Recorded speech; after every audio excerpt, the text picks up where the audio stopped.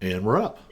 All right, so last time in the world of Soma, our heroes, with the assistance of a device put together by the mad wizard Varix Ilin, are fighting their way through their own personal multiverse, using their dark and twisted alternate selves as a sort of waypoint to help them navigate the vast dark multiverse contained within the dragon deity Tiamat, hoping to find their way to her heart, to her true self, to be able to defeat her. First up was the mountain barbarian Brick, who had to fight through three successive versions of himself: the frozen child, an undead elemental monstrosity; the mad one, a twisted, cannibalistic version of himself; and finally, they negotiated a settlement with the Witch King of the Mountain, a version of Brick who never returned to the wider world, but stayed and became the successor to the witch who taught him his more obscure and arcane abilities. Rather than battle with the Witch King, instead, the group engaged in a high stakes debate, arguing the merits of saving one world versus saving many.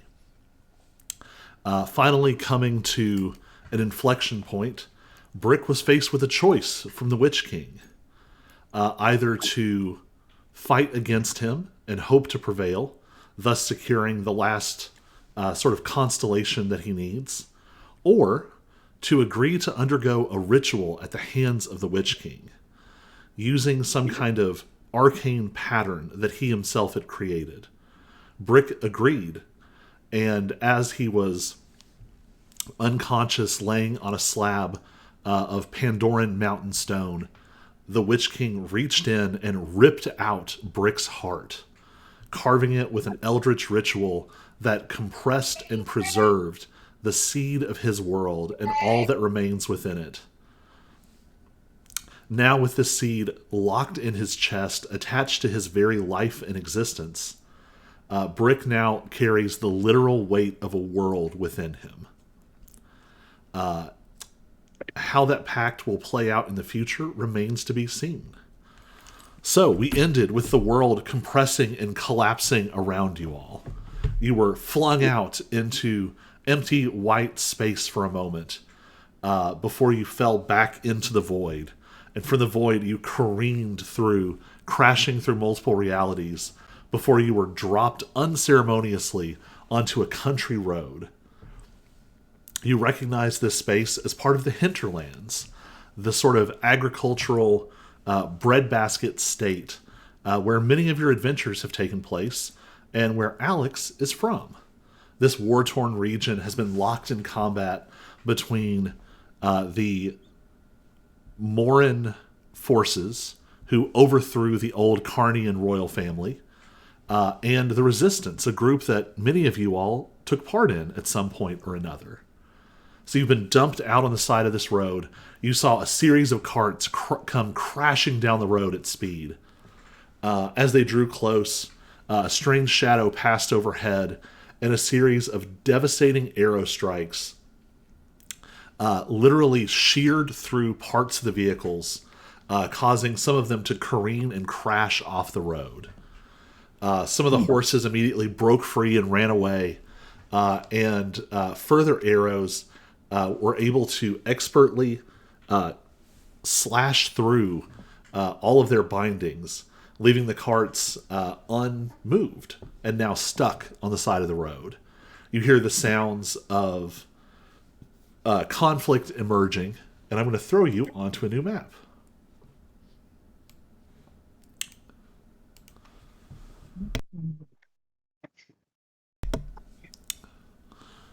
Hopefully this... I picked a map that is not weird in any way. This one should just work. So can everybody can see everything's loaded correctly? Yep. All right. I'll give you all a second to sort of rearrange yourselves in that corner.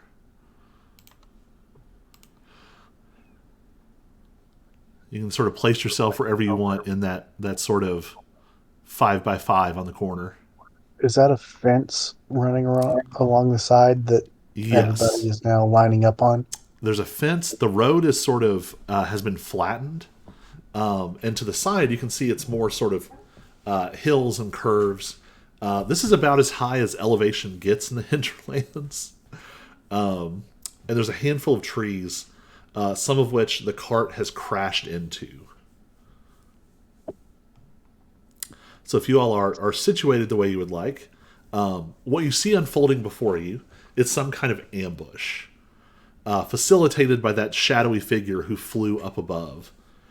One of the carts, a cart that looks somewhat nicer than the others, has crashed, causing the other carts to pull over, where they were immediately freed of their horses, stranding them.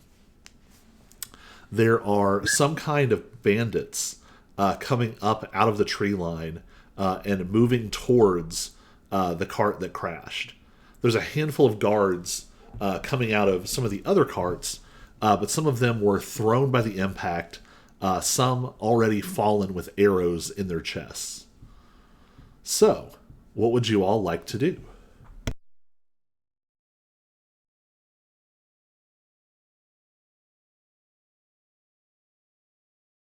Hmm. Well, I really feel like we should not let the ambush continue if these people look innocent. Was kind of my thinking.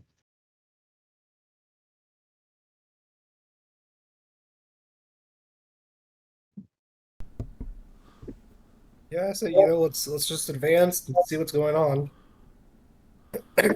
I mean, we wouldn't know that this is from Alex's past, right? Um, I mean, Alex might, I guess, but we wouldn't. I mean, yeah, I think Alex, you would recognize. I mean, this is the hinterlands. Um, I don't know. I'll leave it up to you. How do you want to try and discern what's happening here? Hmm. Well, Perception check. what is this? You notice the hinterlands because it's recognizable easily. Would I would the wagons have any symbols I'd recognized? Yeah. Yeah. Give me a history check to ID what's going on with the wagon, the cart, the 16. carriage. And it didn't go through. Yeah. Yeah, 16. I got it. All right, with a 16. Yeah, this is not that hard to parse out here. You fully recognize the imagery here. Emblazoned on the side is the somewhat. It's not an ornate symbol. It's actually an adapted military flag. This is a Morin regime carriage. It looks like one that's carrying maybe some kind of official. Oh.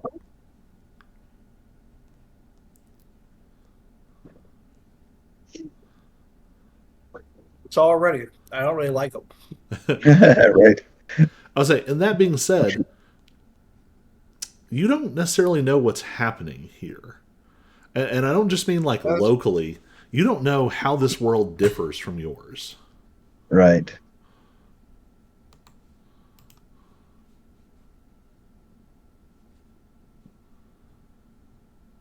Is there anything else you'd like to do? well, I kind of want to know how the world differs. In that case, give me. Brick, what was I making you roll for this? Was it Arcana? I thought it was wisdom. Yeah. Or a wisdom check for something. That feels unnecessarily cruel. Oh no, but the wisdom was for him not getting taken over by. Yeah, that was from the mad one. Yeah. I'm going to call this an insight check.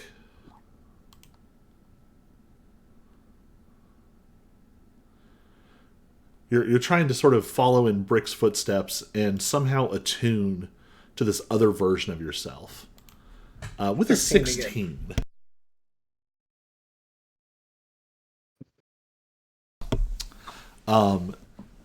You've been in this sort of multiversal void several times now. You've seen these sort of strange strands that are connecting Brick with these other versions of himself that are sort of painting this constellation around you to navigate in the void. And you can feel just a part of it. You think maybe you've noticed. You feel like maybe you can feel whatever this connection is. And you tap into it for a second. And it feels like it's centered specifically in this strange energy that you received from General Gear. You can feel it in the twitching of your phantasmal feathers. And in a flash, you are dislocated. You are looking down from above, from far, far above. And you can see the scene before you laid out at a vast distance. Individuals moving like ants. But somehow your vision is so sharp that you can tell who each one of them is.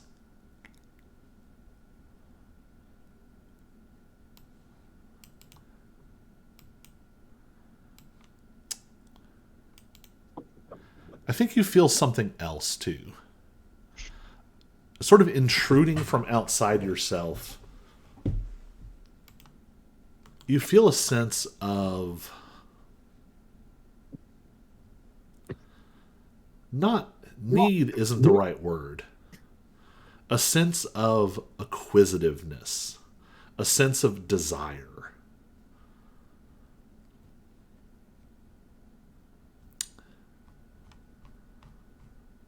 This other version of you doesn't see these Morin forces as something to be fought because it's right or because it's important. This other version of you is thinking very, very, very hard about the coffer of taxes that are secured in one of these carts.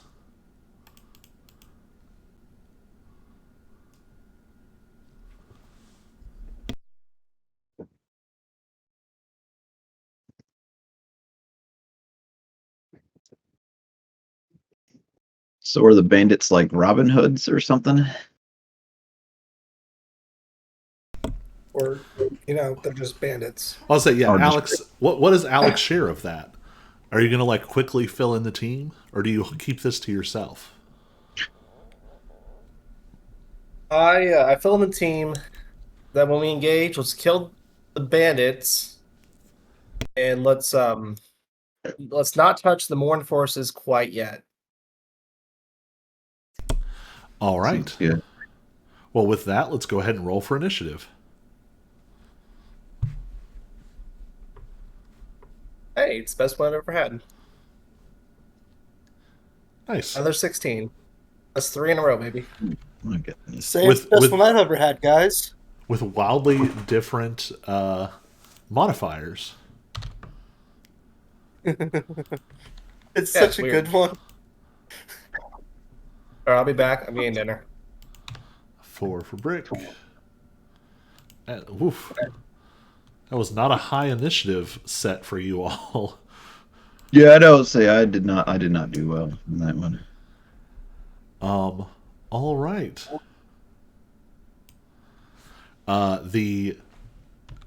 There are sort of more lightly armored bandits with like bows and short swords towards the back. They are going to act first.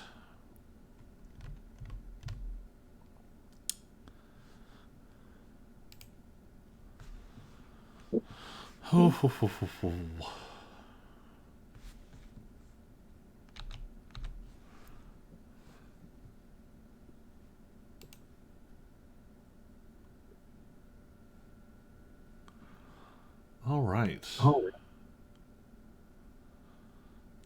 None of you has a crazy high passive perception.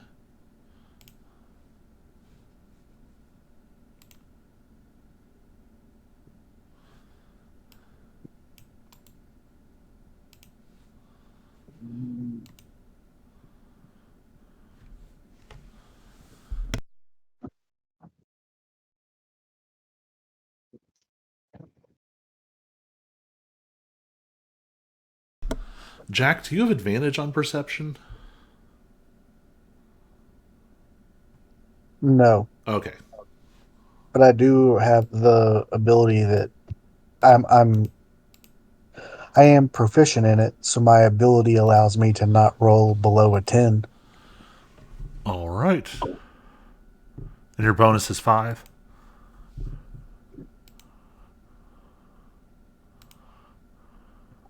Say that again? And your bonus is 5?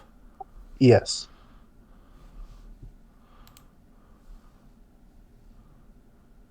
All right. Two of them manage to sort of stealth away in a way that you all cannot follow. But 3 of them are not able to escape your sight. They are trying to move sort of stealthily through the tree line.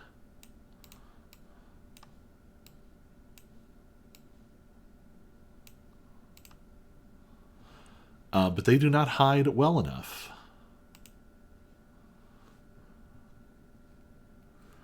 The 2 that did hide well enough are going to throw some daggers and are going to completely obliterate 2 of the guards.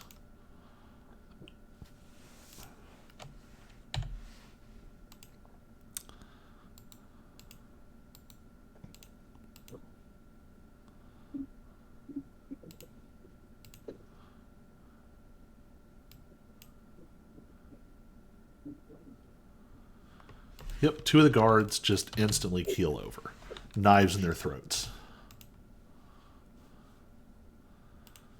That does reveal the other 2 from hiding.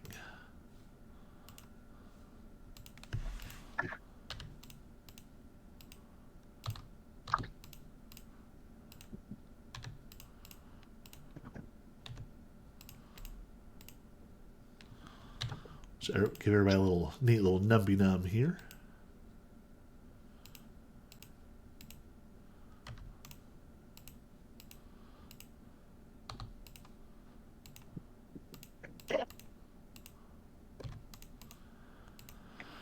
All right, everybody is numbered. They have gone. Alex, you are up first of the players. I think Alex is getting food.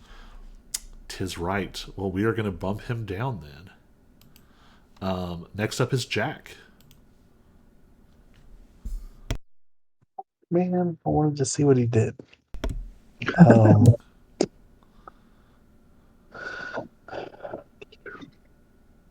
I hate this new draw tool or measure Right. tool that has a box come out. Yeah, sometimes it gets in the way of like where I need to put it. Yeah, it's really frustrating. Oh yeah, well, yeah.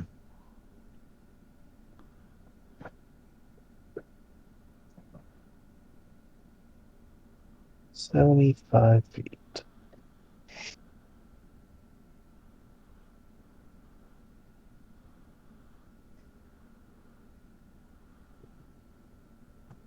All right. I guess I'm going to try and throw a psychic dagger at number 3.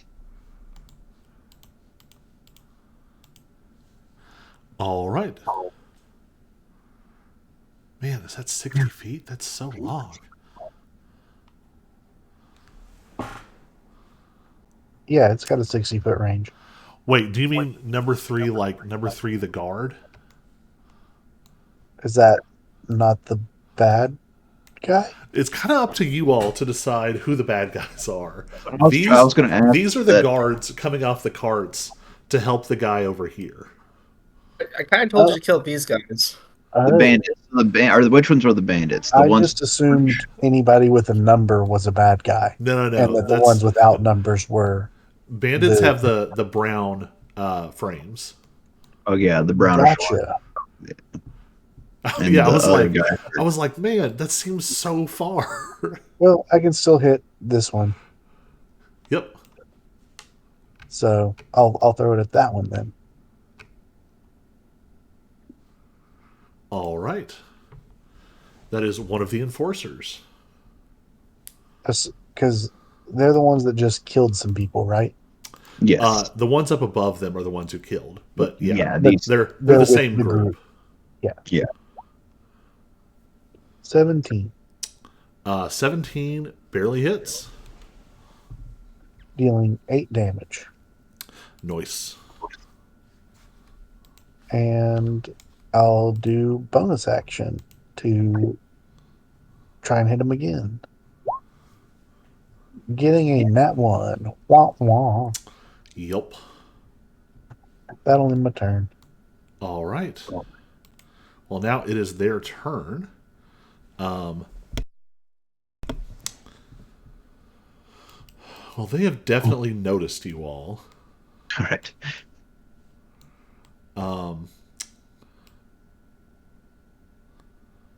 They are going to come in close and put the cart between them and you all.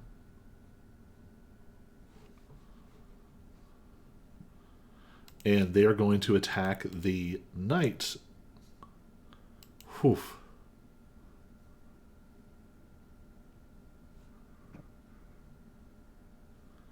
Hit. Hit. Youch. They came out rolling fire. Mm.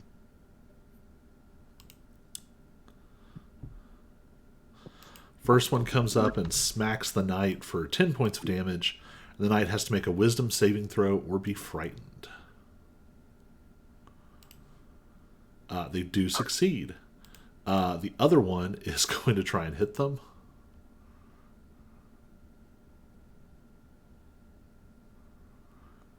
Miss. Miss. Barely hit. Man, that was some real fire nice dice there. And minimum damage. Does mean it needs a new wisdom save. Fails. The knight is frightened.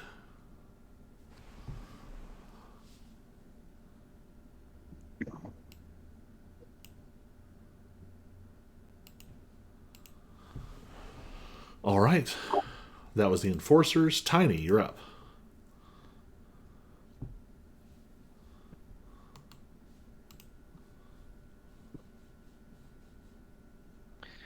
I think I'm gonna cast Moonbeam and try and smack these. If I can stick it like right between those two guys there, that'd be nice. All right, Moonbeam between which ones?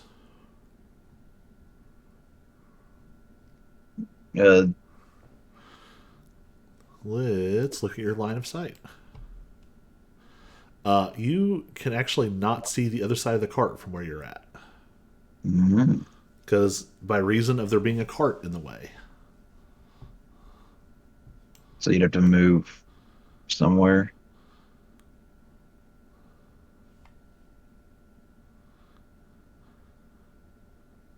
Can you see through the trees, I guess? Or I don't know. Yeah, the Does trees. Moonbeam actually need line of sight for that? It just says within centered on a point within range.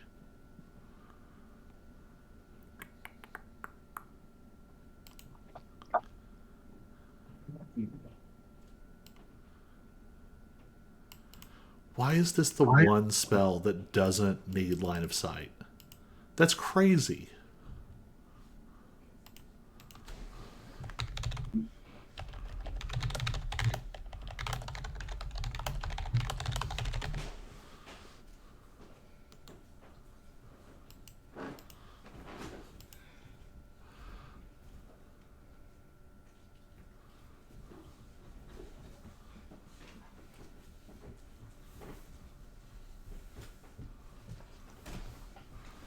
Hello, dog.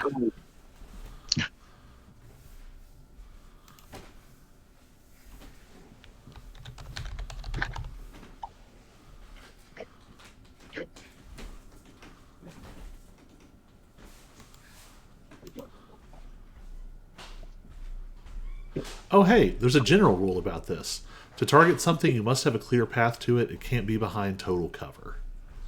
If you place an area of effect at a point that you can't see, the point of origin comes into being on the near side of that obstruction.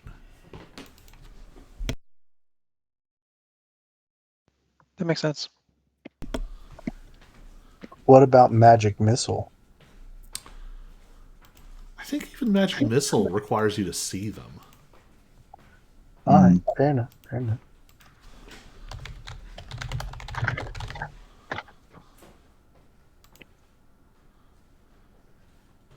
Yeah, magic missile says each dart hits a creature of your choice that you can see within range. Gotcha. I just wasn't sure since automatic hits and whatnot. Mm-hmm.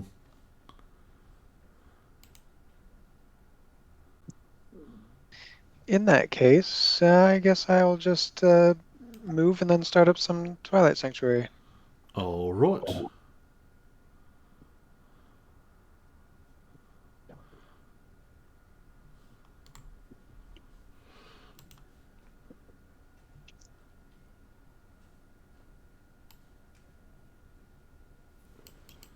Nice. All right. Alex, are you back? I am. Yes. All right, go ahead and take your turn. Guys, it's going to be a quick turn.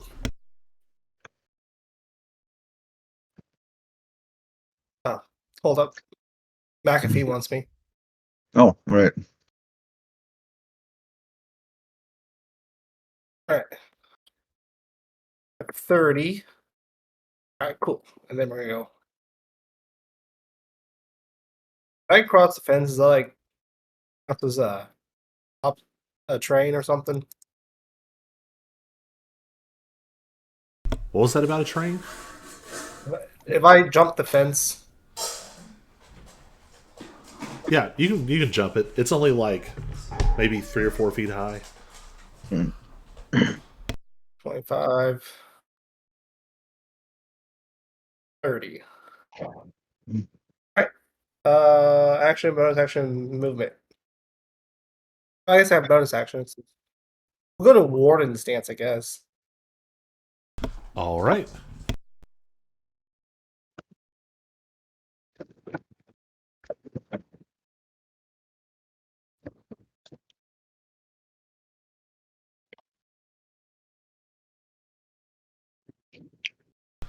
Next up are the guards.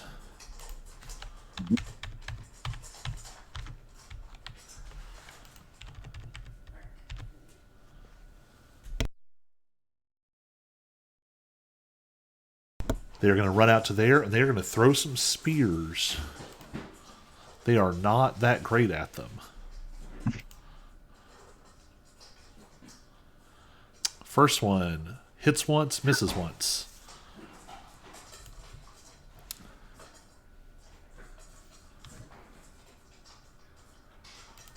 Dealing 3 points of damage. Second one.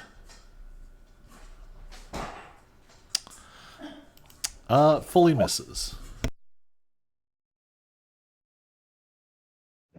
And the other two, they're dead. Asmir, you're up. All right. 10, 15, 20, 25, 30.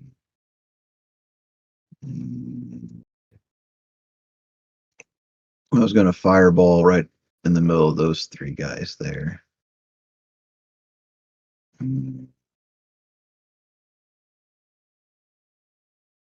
Actually,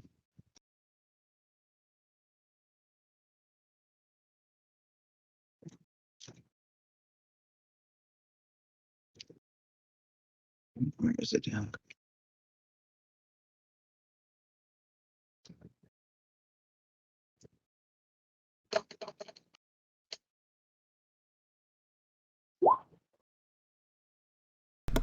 All right, where are we dropping this fireball? In the middle of those three guys back here. Do you have line of sight from where you're at? I moved over, so I think I can see through the trees. Like, Yeah, I think you are. All right, they're going to make some deck saves.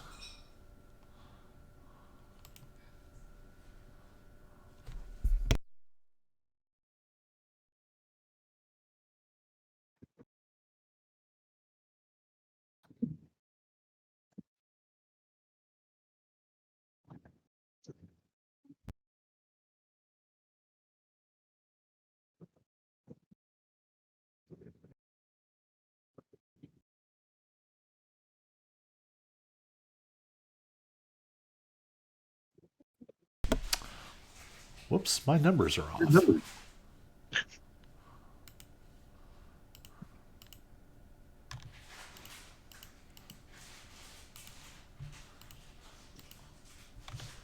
All right, your fireball erupts. Two of them fully fail. Do not dodge. Instant incineration. The last one is also going to take full damage. Is dead.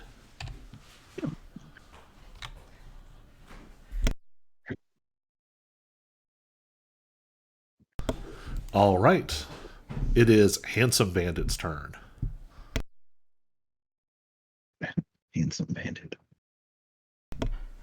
I need to send you all. I really just wanted some ugly mooks. And there was struggles.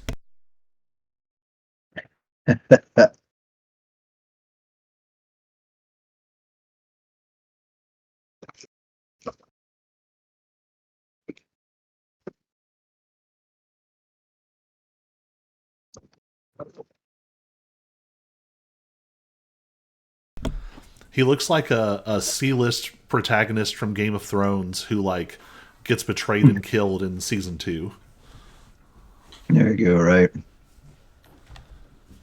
All right. He's a little bit more fancy.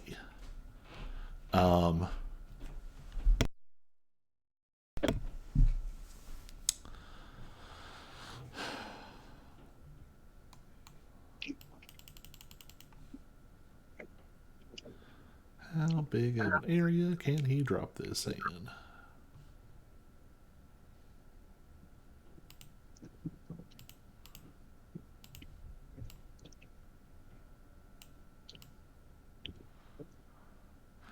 Hey, neat. He's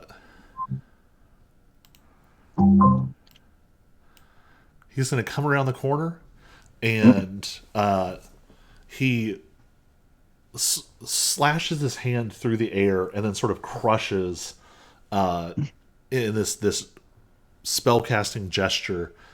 There is an explosion of dark feathers that come raining down, centered between Jack, Tiny, and Brick.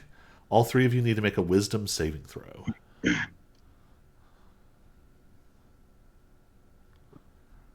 Illegal. Technical foul.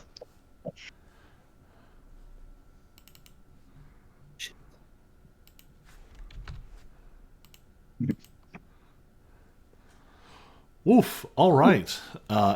Every one of you is affected by the confusion spell. So he is now concentrating. He's going to move right back to where he was.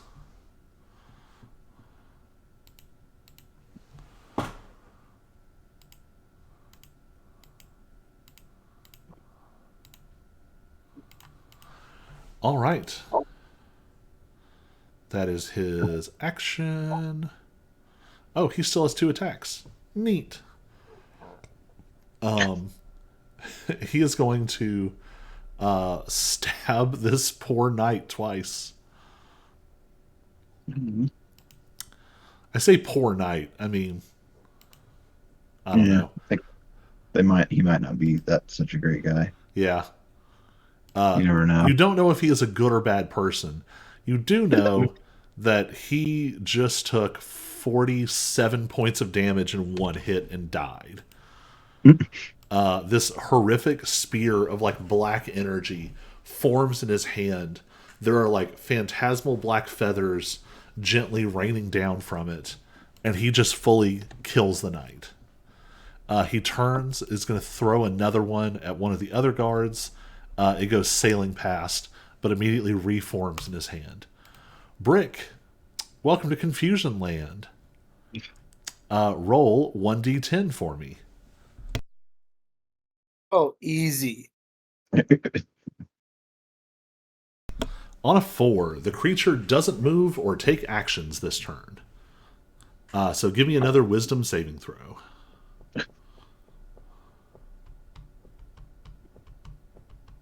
You end the effect, but you do not move or act on this turn. Fair enough. All right. We are back to the top. It is the stealthy people.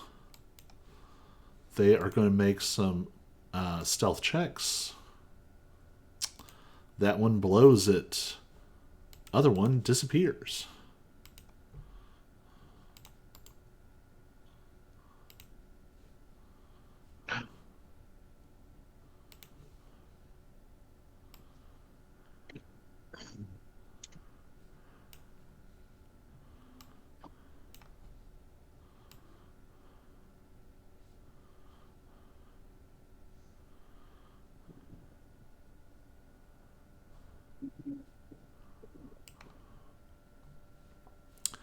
And the one you all can see is just going to come down and give a little bit of the old stabby stab.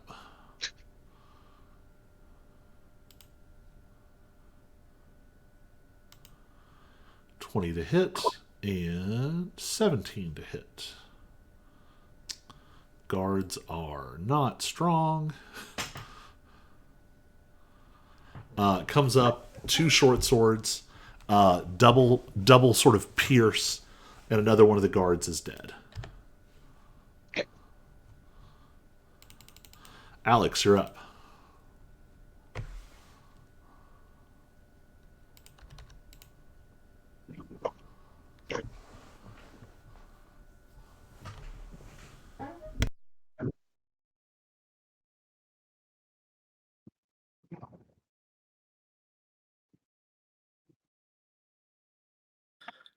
So, like, will these? So Harry and everyone will be confused as long as he still holds concentration, or can we break that if we hit him?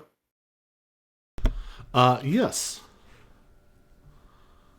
Gotcha. All right. Well, we can try. Well, I feel like it'll I'm gonna use my help bonus. us if I do this, though.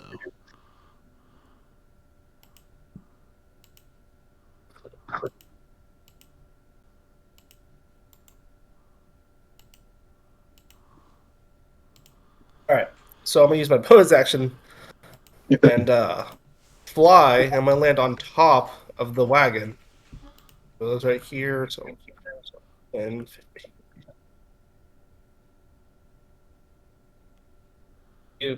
can I land on top of the wagon or? Yeah, it's a little Yeah. awkward. Let me see if I can I change was that gonna to land be on top one and direction. then chuck two axes at him, or I guess 3. So they get 3 attacks, and chuck 3 axes at him.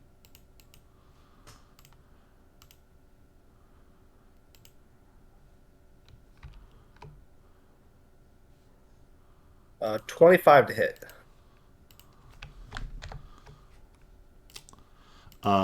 25 will hit.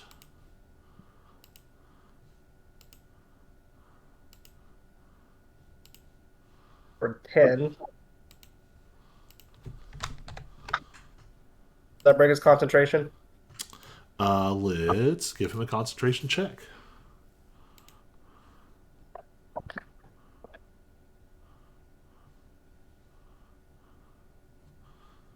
I'll roll. It does Succeeds. not. He is fine.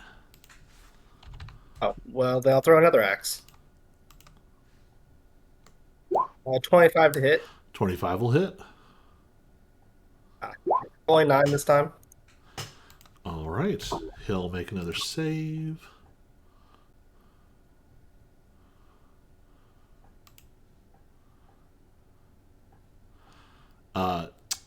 close, but still kept it. Also, he's going to go Well, ahead and burn his reaction. He is going to turn invisible and teleport to an undisclosed location. Gotcha. I have one axe left. Can I throw it at him, I guess? Retarget? Yeah, whichever one you want. Perfect. 22 to hit him. Is that on number 1 or number 2? It'd be on number 1, so he's right at my feet. All right. 22 will hit. For 8. All right. And that's it all. I'm probably gonna die next turn, but can't say I didn't try. All right. Jack, you're up.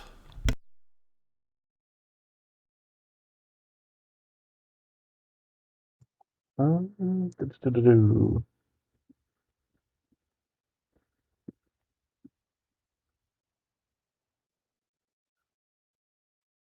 I guess I have. Oh no, I'm confused. Do I have to do anything before I take any actions? You do indeed. Roll 1d10.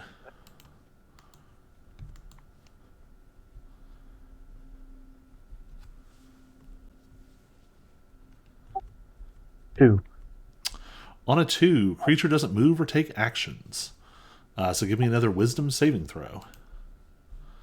You don't have any weird psionic shenanigans to get out of this, do you? Can I add my psionic die to saving throws? I don't think so. Cybolster Knack is definitely skills. Yeah, that's what I was thinking of. So yeah, I didn't think I could, but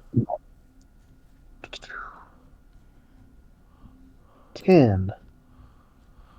On a 10, you are still confused. Wah, wah. All right. The enforcers are up.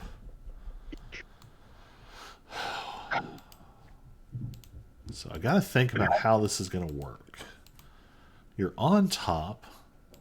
They're attacking with hammers.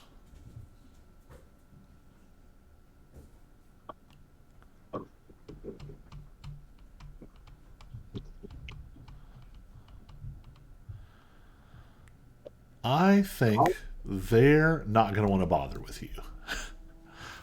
Instead, this guy is going to try and grapple the guy in the cart. 18. Guy in the cart only has a +2. Only gets a 10. Guy in the cart is grappled, and they're going to start dragging him away.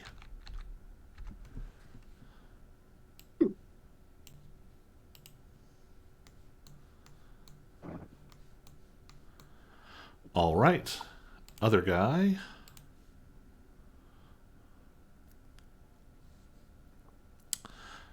Is going to try and awkwardly clamber up onto the cart with you.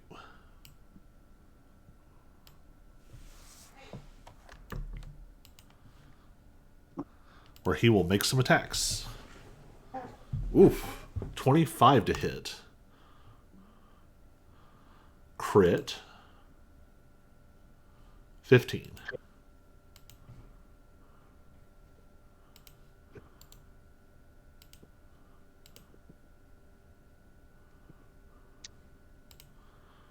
That is 26 points of bludgeoning damage to Alex, and I need a wisdom saving throw.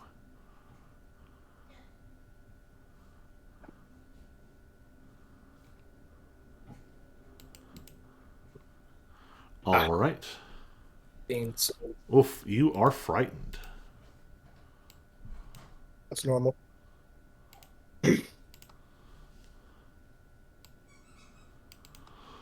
All right, Tiny, you're up. So roll confusion thingy. Yep. It's going to be 1d10.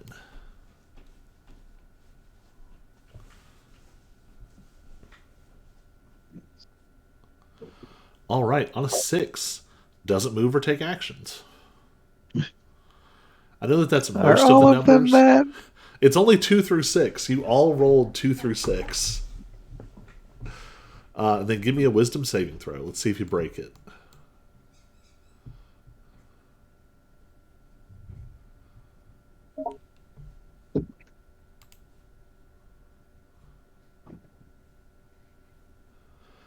You do not break it. Let me double check. Okay. I don't think.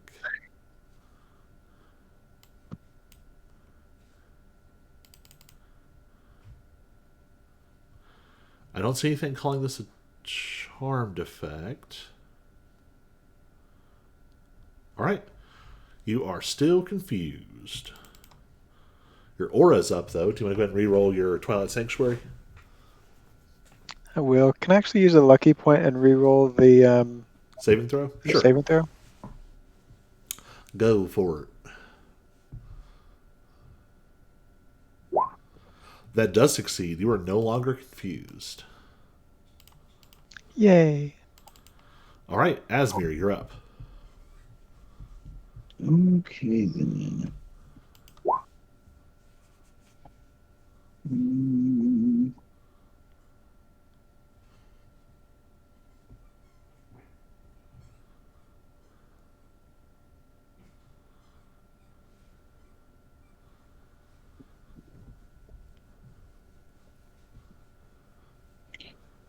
Magic missile.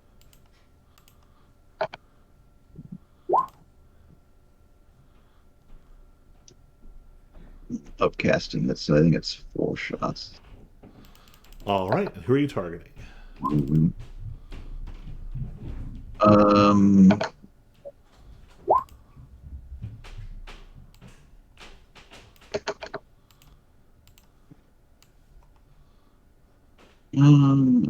this guy here, I think. Going like straight up from me. All right. So what was your total damage? 1, 2, 3, 4, 6. My dog weighs 20 pounds, and he sounds like he weighs 120 pounds. Did you say 26? No, it's 3, 6, 9. What's 9 plus 5? 14. Okay, 14 then. All right.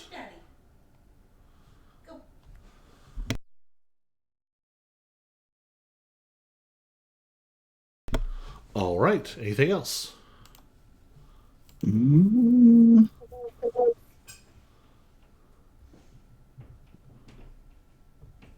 Maybe bonus action cantrip. Firebolt. And miss completely.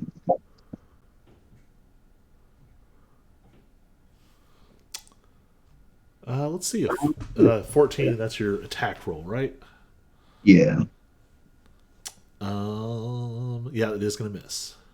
Okay. Okay, then now I'm done. All right. It is Invisible Guy. Great.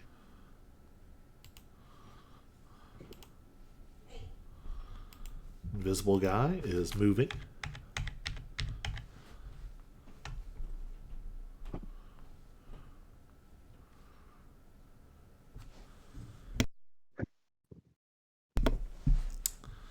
And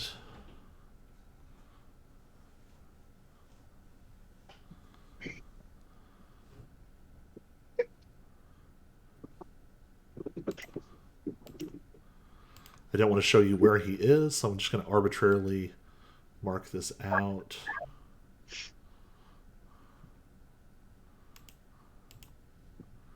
There we go. Turn off broadcast.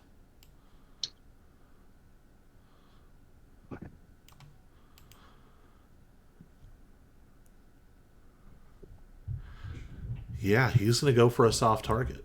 3 Shadow Spear attacks at Asmir. Uh-huh. Oh, he crits on the first one. Oof. Can I Silvery barbs? Yeah. Yep.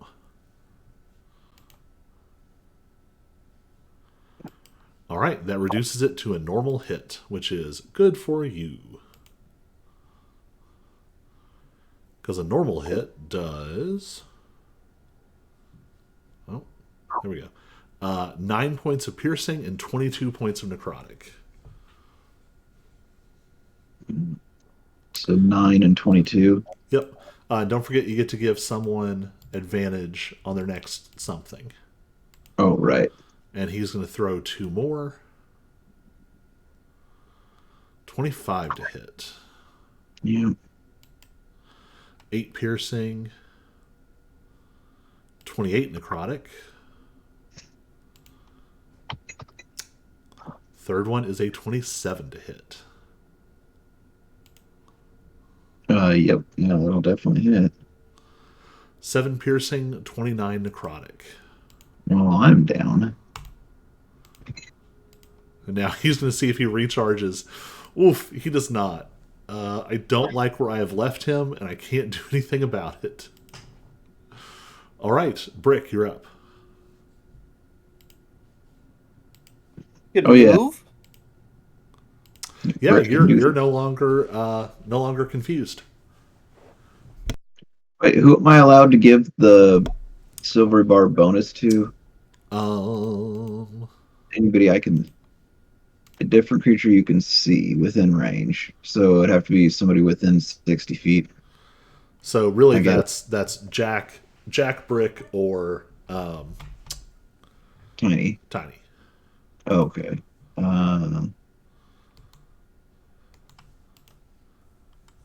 Depending on how the turn shakes out, it might be extra useful for Jack to get unconfused. Yeah, I can give it to Jack. Elsmer, do you need like a little touch? Like some healing? Right, yeah, I guess that could be useful. I am kind of down right now. Alright. I'm gonna move down here. Alright, I'm gonna inventory.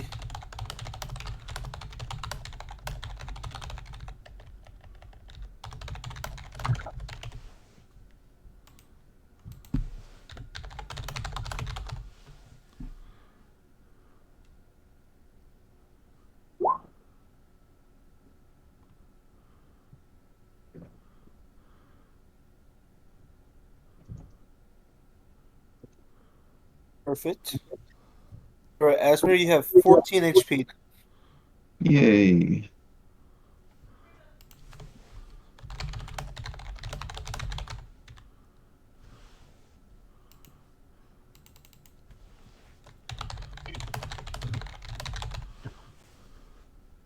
And then is this the guy that's hitting you, Asmer?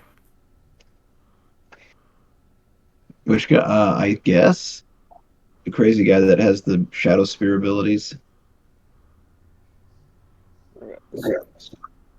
Yeah. Did you say this is shadows right here, Colby? Is it, Yeah, I think so. That'd be the shadow from the tree. Alright, alright. So oh, wait. Sweet, it's within 35 feet. So I can teleport to that shadow.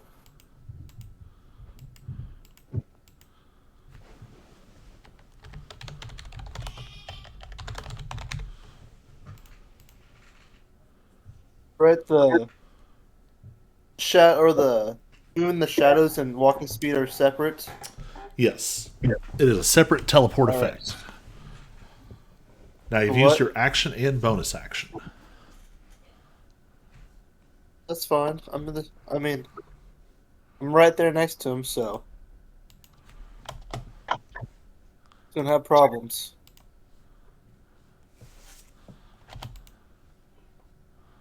Yeah, I guess that'll end my turn. All right.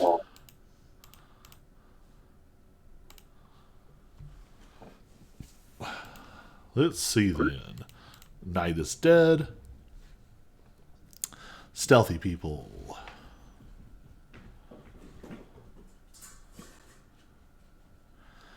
This one is going to duck over and get out of everyone else's line of sight, and is going to take advantage, literally, to attack Alex.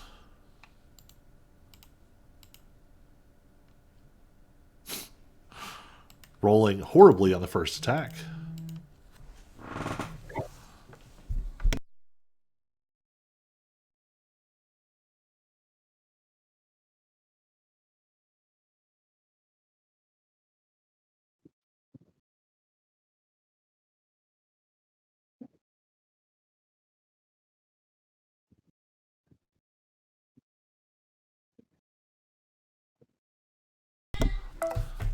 One second, I have to see what the dog has. They missed both attacks. Ooh.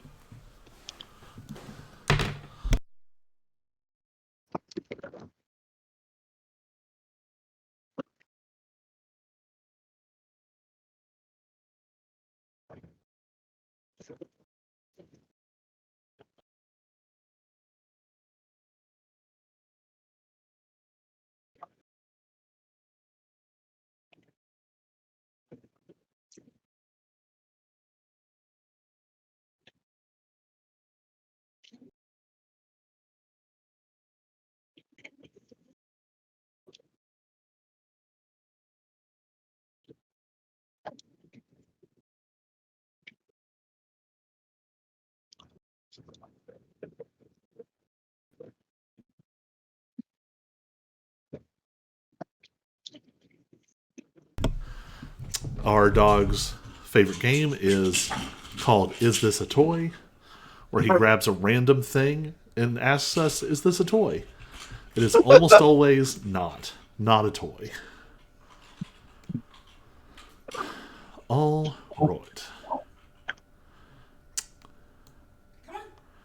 Another one is going to make some attacks from hiding.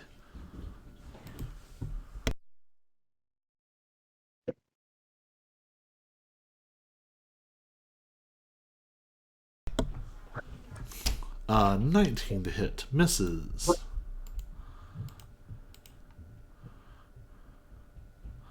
Finally, 22 to hit against Alex. Do you want to do anything?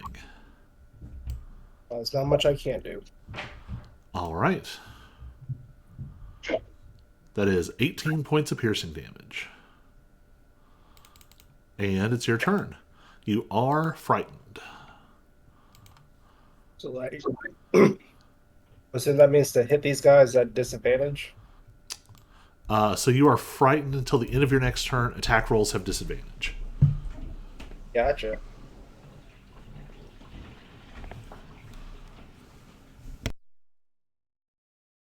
Well, he's right in front of me. I'm going to try and hit him. That one misses. Attack's a miss. Second attack. 19. 19 hits.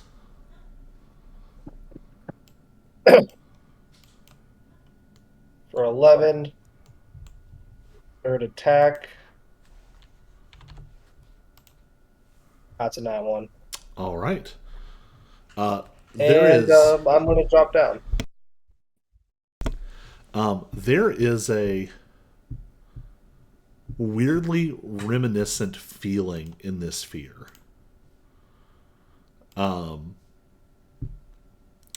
You can almost see the sort of almost translucent outline of dark feathers falling around you. Whatever this sphere is being sort of imposed from the outside.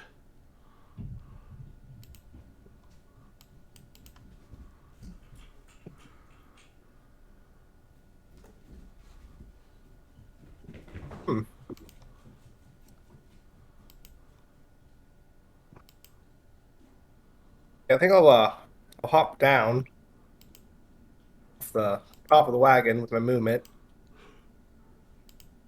So I'm not just a big standing target. All right.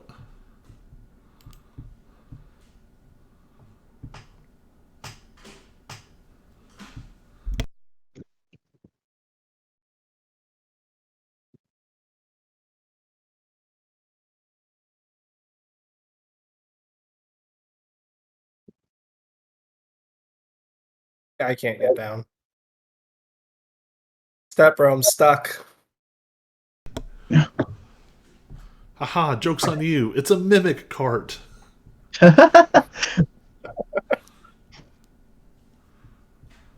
And I guess I'll go into warden stance. That way, when the guys come to, they try to get close, I can do something about it.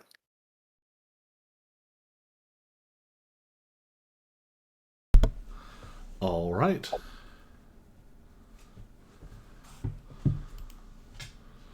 Next up is Jack. Roll for confusion. Yes, indeed. And you have advantage. Yep. Not on the D10, right? Not on the D10. I was thinking of the other thing. I got a 3. Viciously attack Tiny. On a 3, doesn't move or take actions. This is the Oh. least exciting. There's Confusion around. So wisdom save with advantage. Yep. I got a 16. That is enough. You are no longer confused. Huzzah! I'm coming, guys.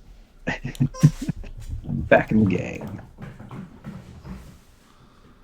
All right. It is the enforcers. One of them is just going to keep dragging the other guy away. 2, 3.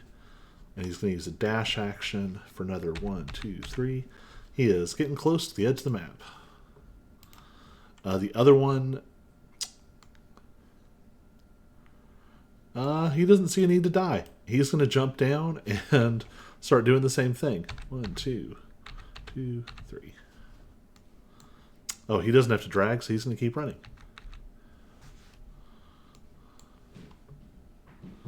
Tiny, you're up.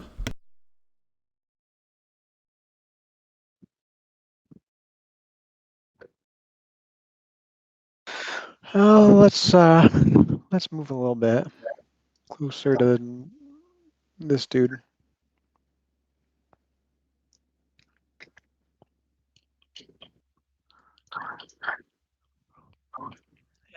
And, I'm gonna just, guiding bolt on him. All right, roll it.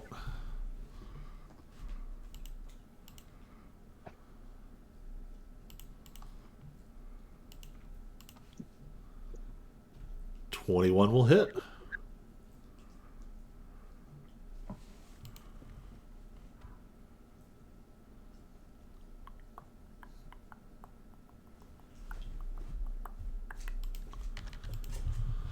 All right, anything else? Nah, that's it. I'll roll it. Only one guard is alive. He's just having such a bad day.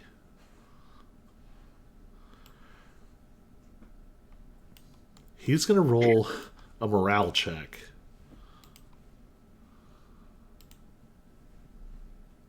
Nope, he got a 7. He's out of here.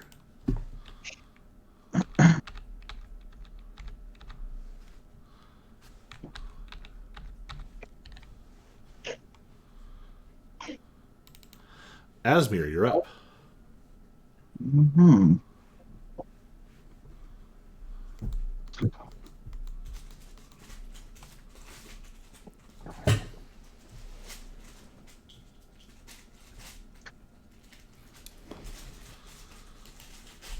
I am going to sun that guy in the face.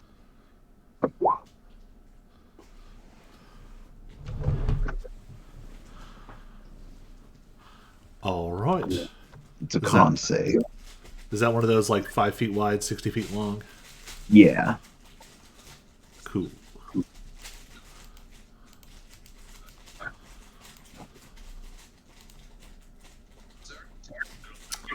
He gets a 22. Is that half damage? I think so, yeah. All right. He did not like that. A scorching fire blasts over him. Anything else?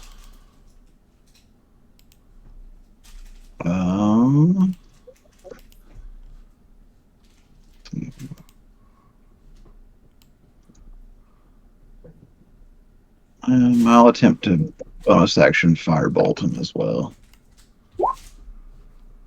That probably misses. 15 hits. Oh, okay. Oh, I should roll damage then.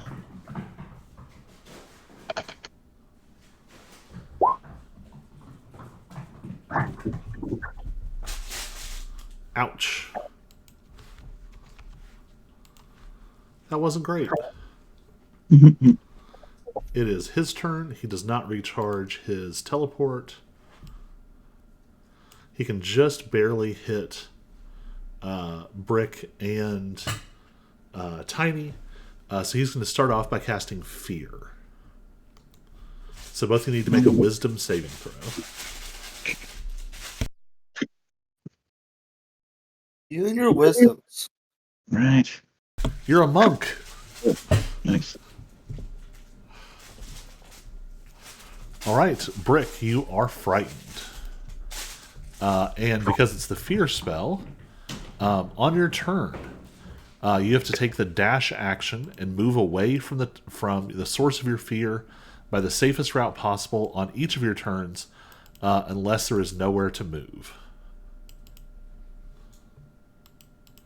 Which you're sort of in like a past the road. There's like a big open like field that's been left fallow. You have a lot of room to run. I'm so excited. With that monk speed, you're going to get real far. So seeing that Brick is at least temporarily dealt with, he's going to throw a spear at Asmir. Get a nat 1, throw a second spear, get a 2. That did not go great. He had a real shot here, and it did not turn out. All right, Brick, it's your turn. You have to move 100 feet. So what I'm going to do is I'm going to put you on the edge of the map, and then just start counting how far. So edge of the map is 60. There's 60. So we're going to mark it. You are now 40 feet. We will revisit that number if you are still afraid next turn. You cannot move closer to the source of your fear. You do still have your bonus action if you want to do something with it, other than move you towards the target. You might have some monk thing to get out of this. Stillness of Any mind bonus or something. action dash? No, that's a good question. It says you have to take the dash action. Let's see.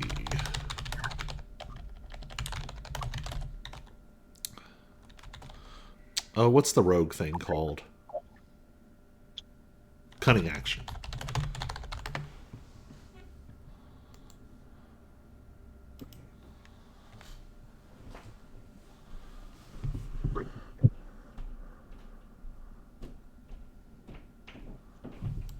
Well, that wasn't helpful.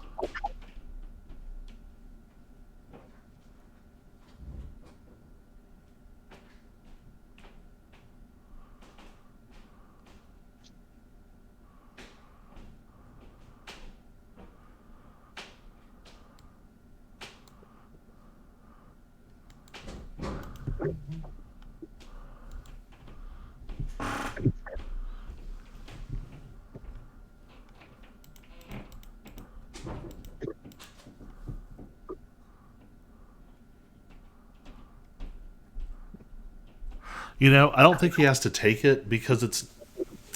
I'm inclined to say he doesn't have to take it. It might be different for a rogue.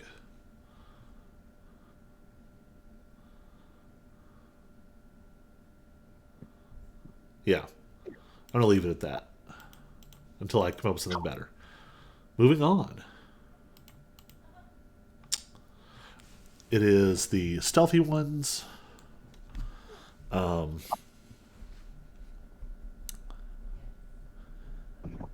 Well, they're gonna see how sneaky they can be.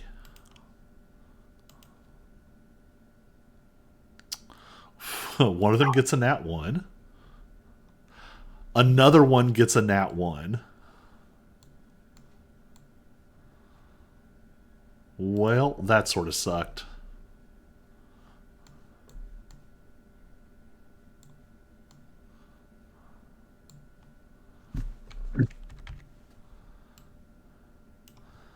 They're just going to come down here and persecute Alex. And one of them crits on a sneak attack. This is going to be gross. Do you have anything to reduce that? Yeah, I have my Warden's Maneuver to have the damage. All right. Well, that's really good because... Whoops. Instantly screwed up the roll. So that's 10 piercing. And then...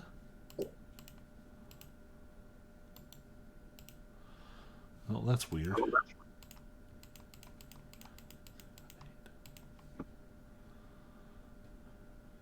That is 38 piercing reduced to 19.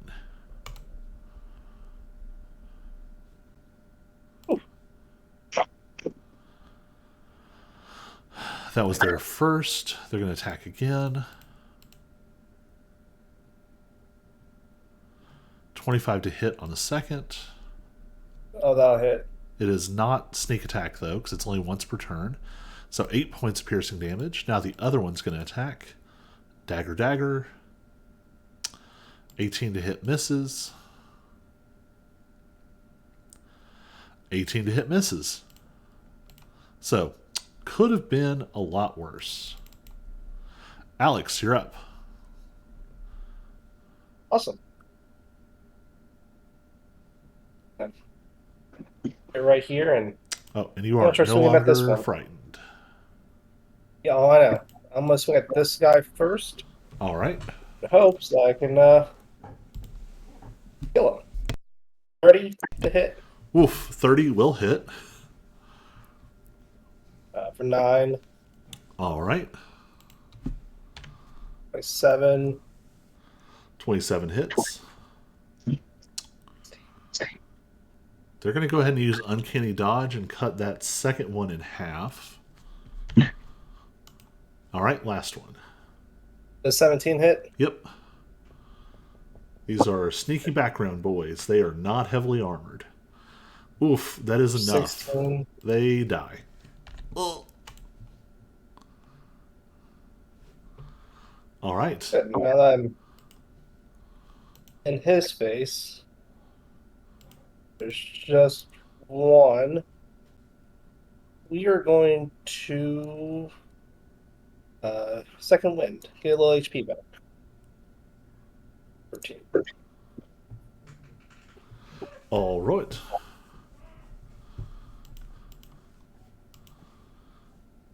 Next up is Jack.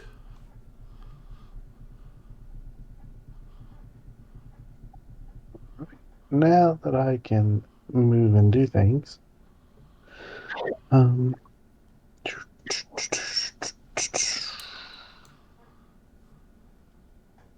guessing Jack can't do anything to remove fear from Brick. does the guy have concentration on it? He does. Yeah, I'm gonna try and jump the fence a little bit. Because it's the one next to the wolves that's concentrating, right? Yep. Yeah. I'm going to try and split the difference between all of us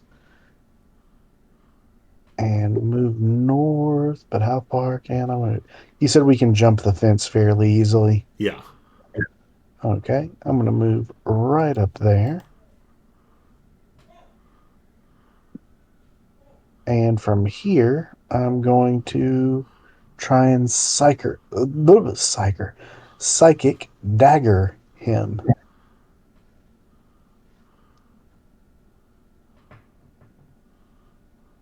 Getting a 24 to hit. 24 hits. Dealing 7 damage.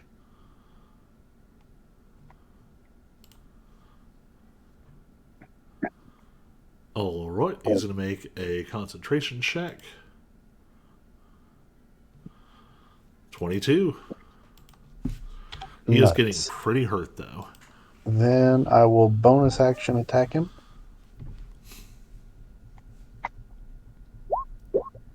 Getting a 23 to hit. 23 hits. Dealing 8 damage. All right.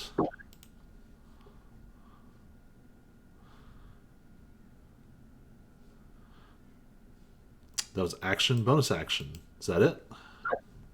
Does he have to make another concentration check? Oh, yeah, sorry, I didn't say it out loud. He got a 22. Yep, that would be movement, action, bonus action. Is is your aura tiny higher than 18? No, it's currently at 17. Okay, then I'm done. All right. It is the enforcers. They are out.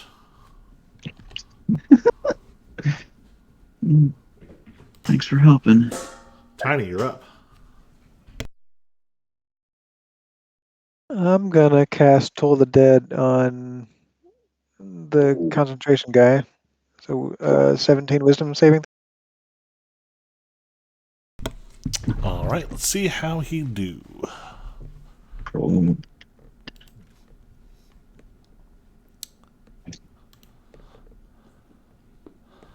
He got a 3, but what kind of damage is that?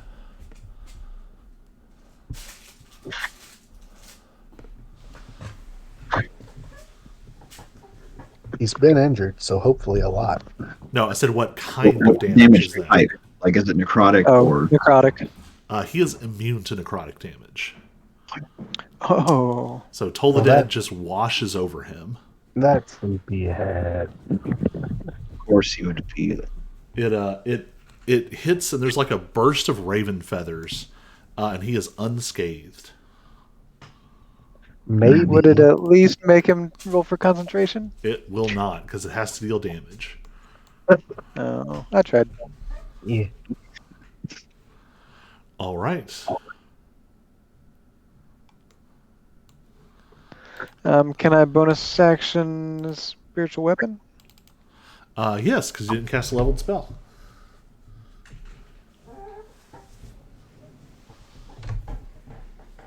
Oh, Never mind. nope, that ain't gonna hit.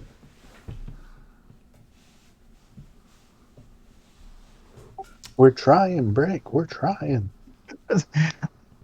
Don't run too fast. Good luck keeping up. Bye, buddy. You're fine. All right. I think it then is Asmir's turn. Okay, then. I'm gonna move to here. I'm gonna try to hit both him and that guy with the sunbeam. I have picked up a dog. This is such a bad plan. Such a bad plan. Or no, wait, I clicked the wrong thing. I'll say it's a con save, right? Yeah.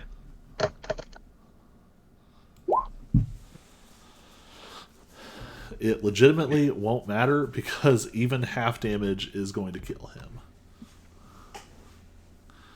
Buddy, you're not even in the shot. Why are you hunkering? No, don't eat my microphone.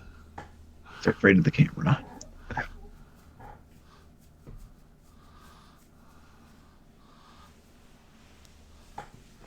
And he's done. Yep. Your sunbeam just blasts across this guy, and he is killed. And it hits the guy back here, too.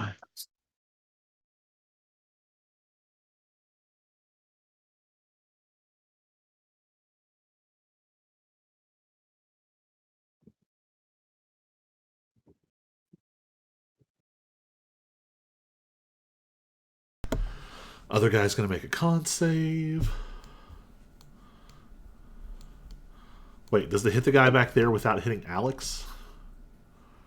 I aimed it so it would only hit because it's coming from me. I was able to, yeah. Man, that's so close.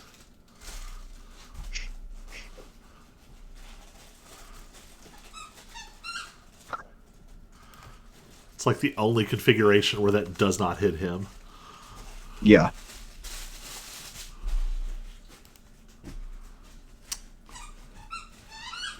Fails the con save, it's going to take a big hit.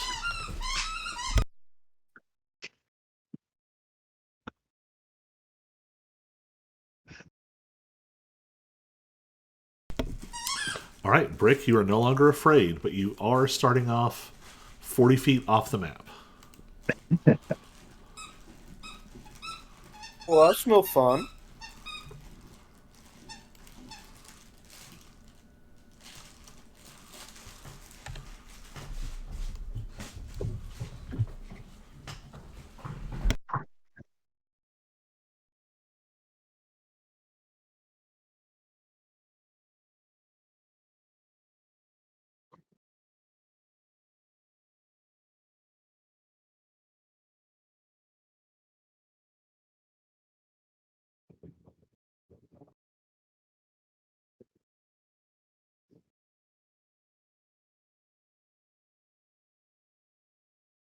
All right, what you doing? Oh, why can I barely hear you?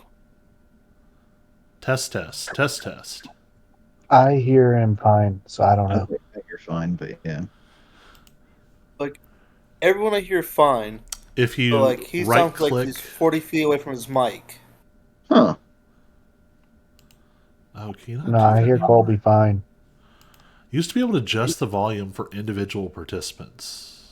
That's what I was wondering if like If can you you right click the name in Discord, you can. Oh, of course, I Oh, can't do it to Volume level myself. all the way up. That seems like it's something on your end then. that's just weird though that it would be only one.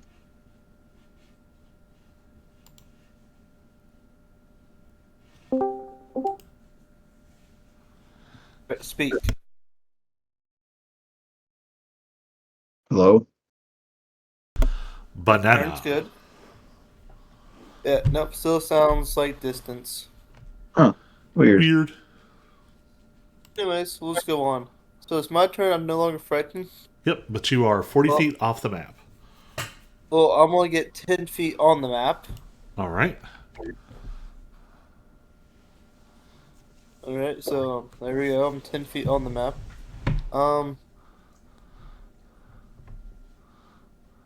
So you see this That guy guy's right dead. here?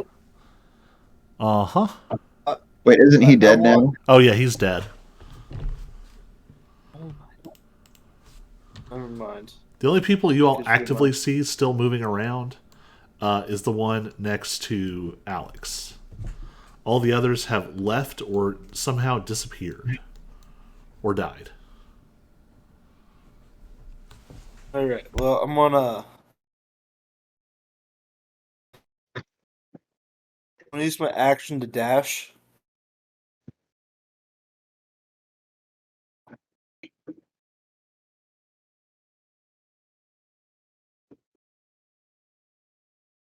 There we go. And then I'm in Connie's little bubble.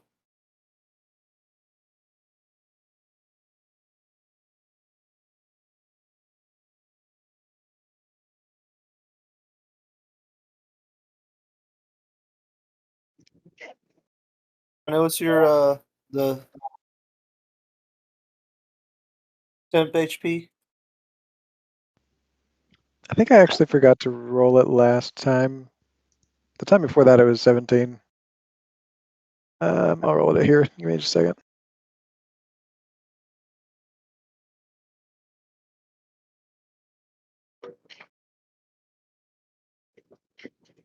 $16. I'll take that.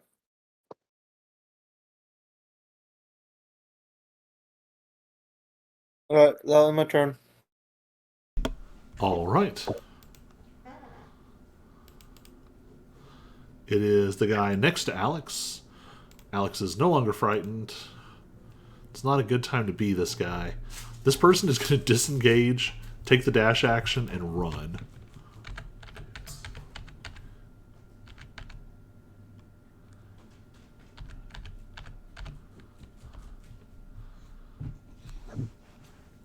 All right. So, all of the combatants are gone. And everyone you were maybe going to help is either dead or kidnapped. So, what would you all like to do? Loot the cart. I was gonna say loot the bodies. I'll go for the Yeah. bodies. You go for the cart. Loot everything.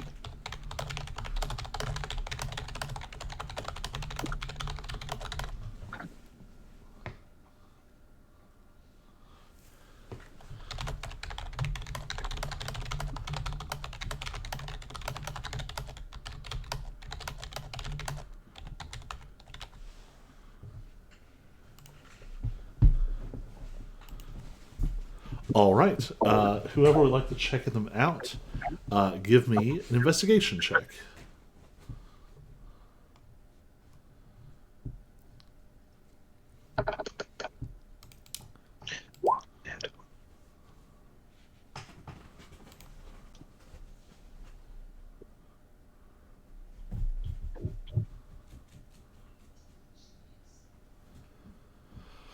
Whew.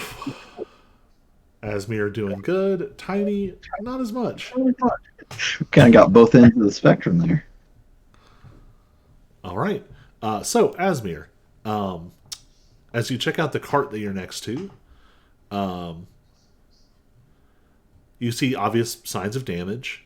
This is definitely a nicer cart. There's the inside is a lot less utilitarian. There's Fancy person. sort of plush seating, lots of little amenities to it. There's like a bottle of wine. There's what looks like a packed lunch.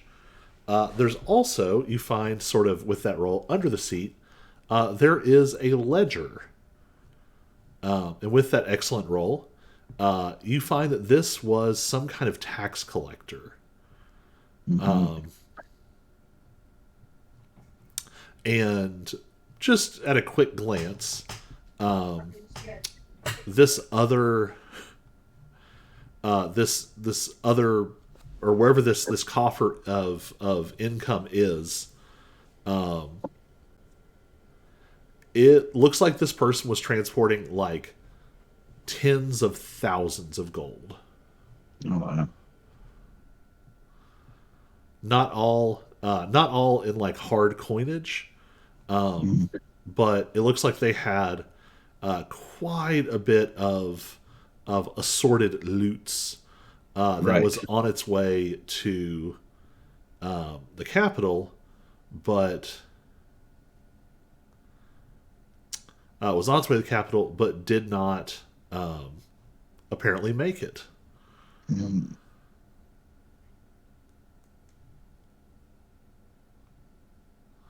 I'll also say with that, you easily sort of toss the other carts, and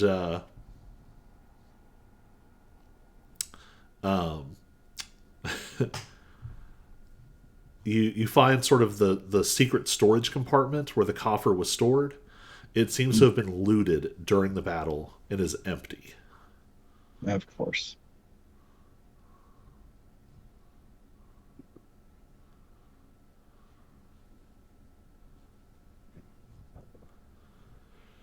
Anything else y'all want to look for? Anything else you want to know?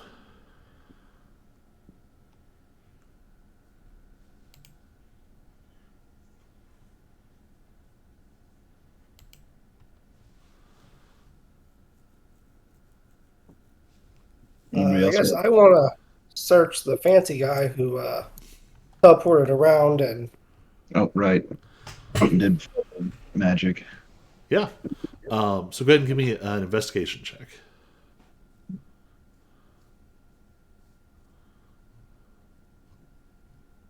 Hey, There you go. All right. Um, so you go sort of rifling through. Um,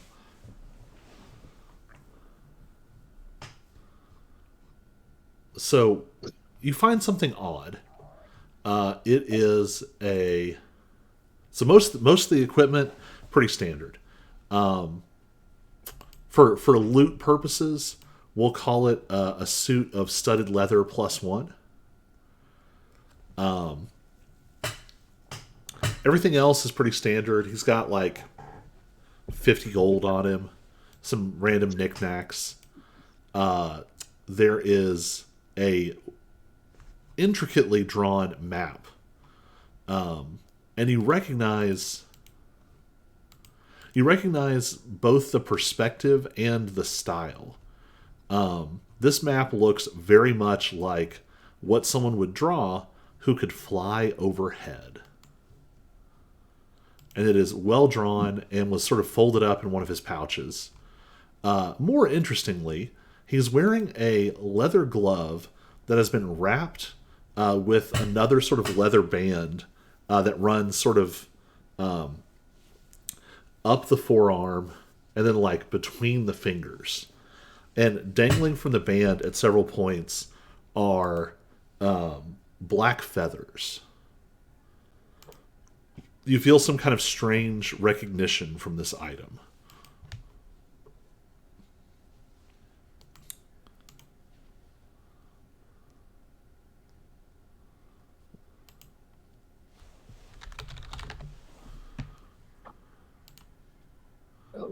I had a feeling that this was this was Alex and this world's doing. So he was using Alex's wings abilities and just had to investigate. I had a feeling.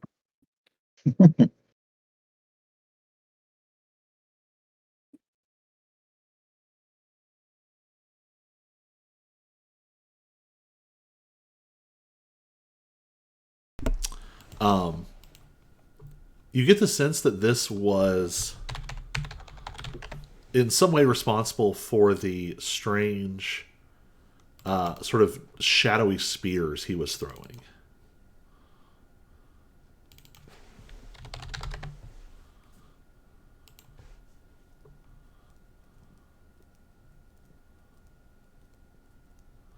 Is there anything else you'd like to do?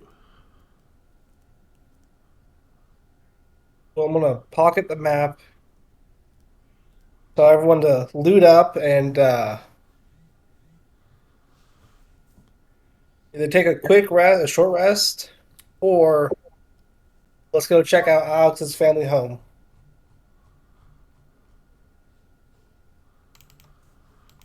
All right. Yeah, there's some other random stuff. All the other equipment is non-magical. The guards were wearing like chain shirts. The other bandits were wearing leather armor. They had short swords and daggers. The guards had short sword and shield, or sorry, long sword and shield. The knight had a breastplate, but it was non-magical.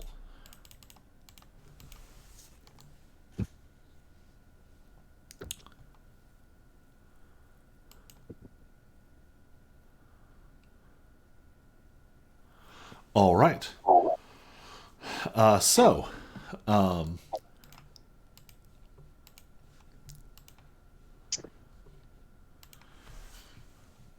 Alex, give me a survival check with advantage.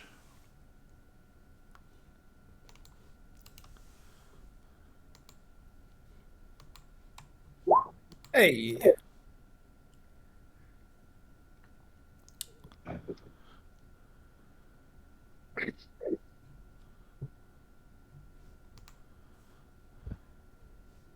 23, baby.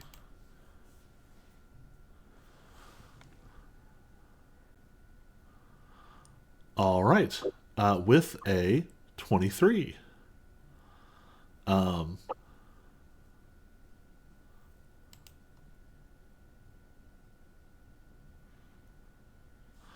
yeah, you've got a pretty good sense of where. Let's see, your hometown was Crestwood, right? Yes. All right. Yeah. You're not terribly far from there. It's probably like a day's travel. Um, some of you might have ways to speed that up. You might have ways to sort of hitch a ride heading that way. Is that where you all want to go?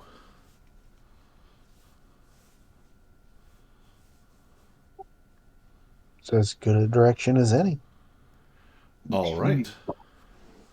Um, so it takes you a solid, we'll say 3/4 of a day. You're able to ride part of the way on a cart, so everyone can go ahead and take a short rest. Um,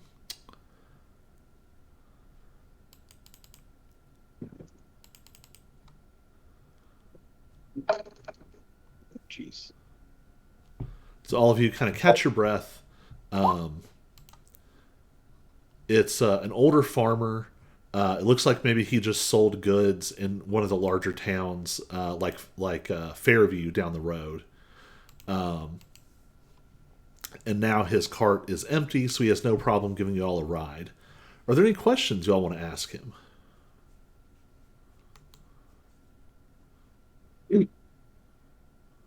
Well, I asked him, what is your thoughts on the Morn regime? Um, Because I'm trying to figure out if they're bad like they were in my world, or if they're actually good guys. At this point, I have no idea. Trying to figure it out. give me a two checks here. Give me a persuasion check and an insight check.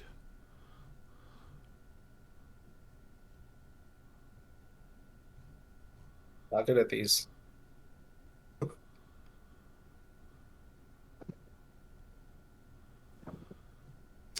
All right, yeah, you did pretty good.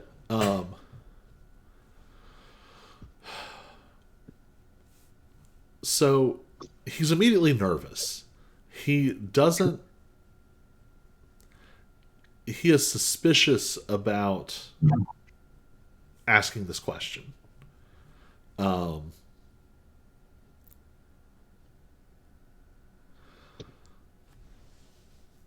and he eyes you for a minute, and then it seems like you're asking in like a genuine way, and he sort of relaxes a little, and he says,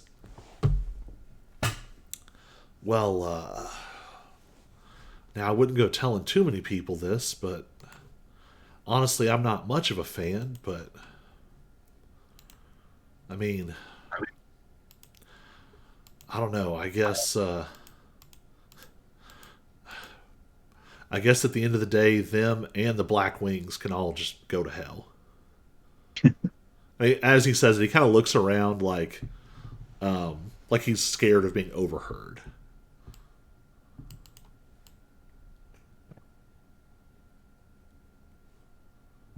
Well, I could be the biggest dick right now and just release my Black Wings too. Well, and the way that he says it makes you think that it's referring to an organization, a group. If you had to guess, you would say maybe that's what the bandits who just fought are called. The Black Wings. Yeah. Which, with what we just went through with Brick, it leads me to also believe that the leader is me. Especially based on your weird glimpse, your sort of top down view of from someone up above. That seems like a real possibility. Yes. Then, I asked the farmer, well, what about who's the kingdom beforehand? before Karn. Morns? The Kingdom of So what- Karn. Were you more happy with the Kingdom of Karn? Oh, well, sure. Most people were.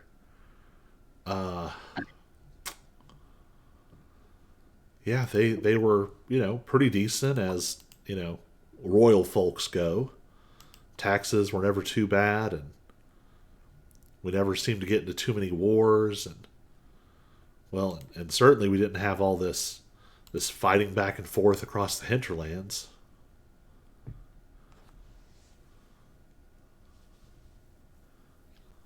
What can you tell us about the leader of the Black Wings? Ooh, that guy creeps me out. There's all these stories about him that he's got these crazy wings, and when he flies around, he scares people down to their souls. I don't know, but I don't. Anything that makes the roads dangerous really puts me out.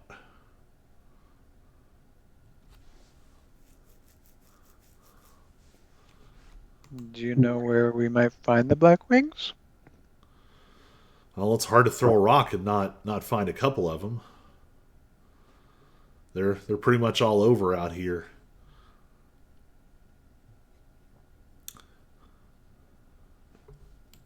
Yeah, we found some not too long ago. Well, I'm glad y'all Oh, came they're out kind of okay. jerks. Well, most of them didn't. Oh, well, you better be careful. Well, If you start Well, messing you with know- them, you're putting a target on you. sometimes that's kind of what we hope for. Eventually, well, remember this wagon ride never happened, but I want to have a chat with the leader. Just, like we're having right now.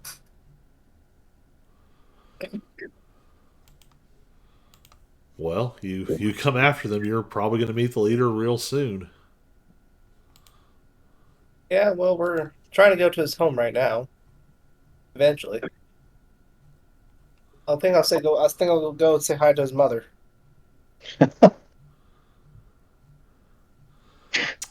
He says, "Well, don't tell anybody I gave you a ride." You never existed.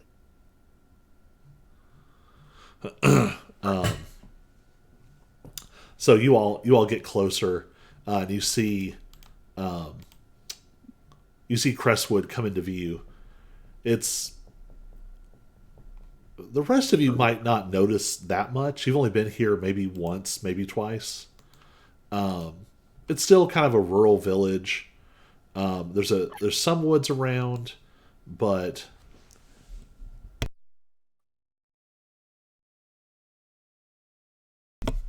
there are some woods around, but it sort of opens out into like wide fields. But Alex, you can definitely tell this version of Crestwood is much more substantial. It's much larger. It looks like the town has grown, not an overwhelming amount, but a decent chunk.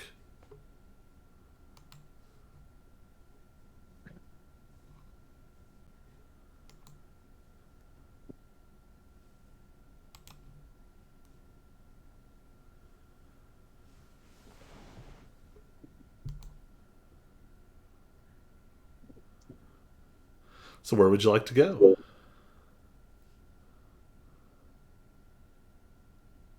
I'd like to just go to Alex's family farm. All right. So as you're wandering through here,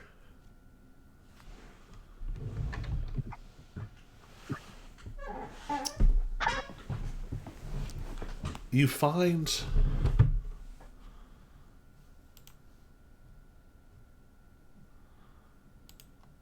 so you see the inn.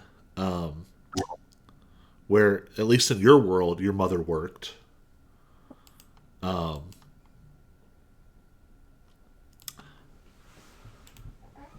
You don't see any signs of the crazed march of the Morin forces that happened in your reality. Give me a perception or insight check just to kind of get a feel for what's going on.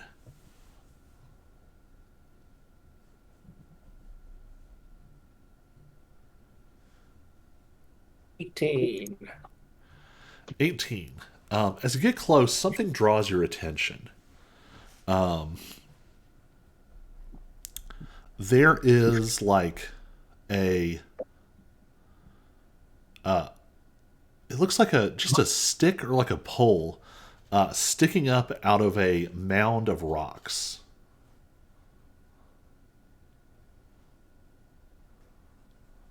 And it's sort of around the back near your house, or this family's house.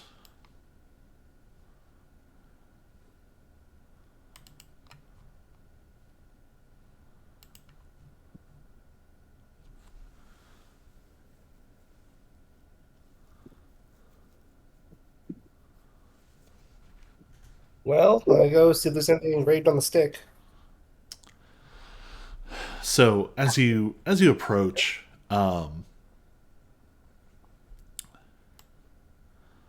you feel something resonate.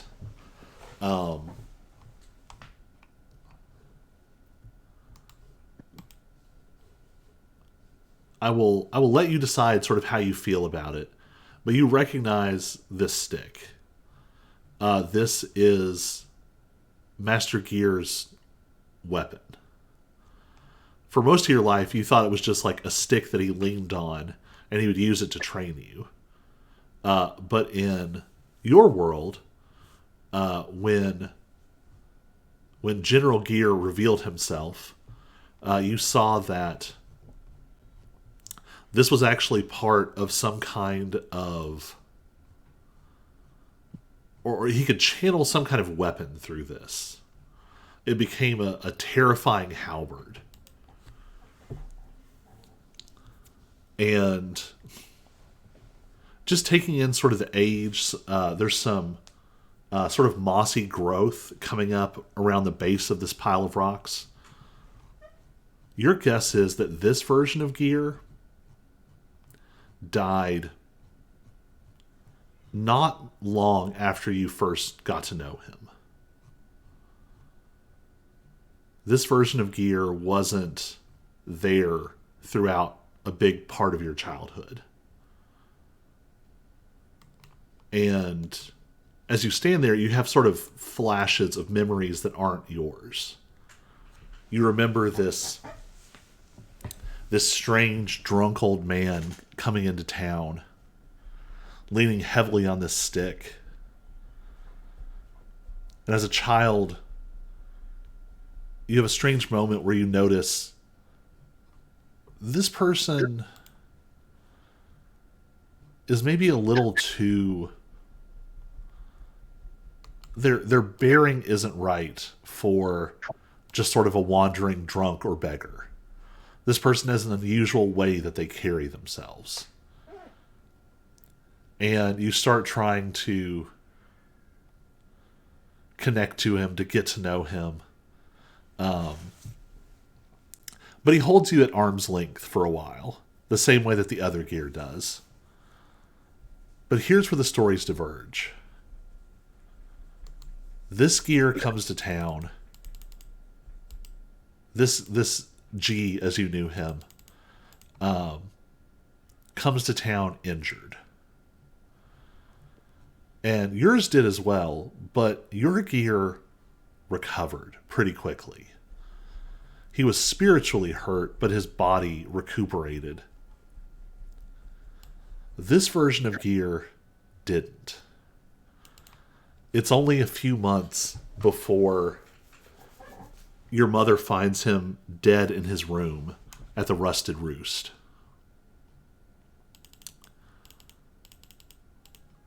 without really knowing or understanding who he was, your family buries him out back.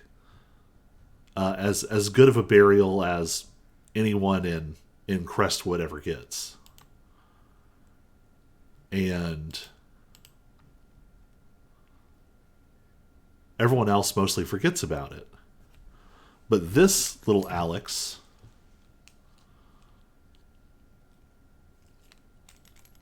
there was a moment where they were preparing the body where Alex found something. An immaculately, it's hard to even say, forged doesn't feel like the right word. Almost a work of sort of jewel crafting, of fine, delicate metalwork.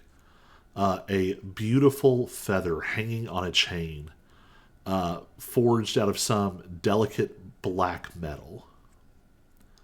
This version of Alex takes it. And that's where your memory sort of drops off. A kid, maybe. No, not maybe. Half his age. A teen boy, maybe 15, comes out and yells, "Hey, you step away from that. Leave him alone."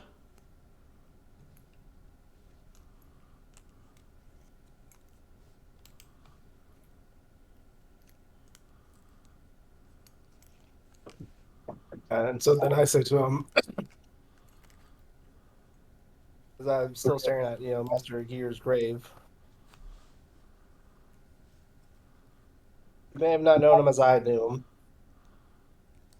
You don't know me either. Well, you sort of know me, but you don't. I knew this man from a different reality. He's a good man, great mentor. And just give me a moment to honor him, honor his grave and his teachings. Give me a persuasion check. I'm going to call it a flat check. It's disadvantage because this kid does not want you there. And advantage because, yeah, this is coming from the heart. 17. The kid says, "Well, you knew Mr. G? Well, okay, fine. But don't stay too long. And if you cause any problems, my brother's going to come get you." And he turns around and runs up to the back of the house and goes in.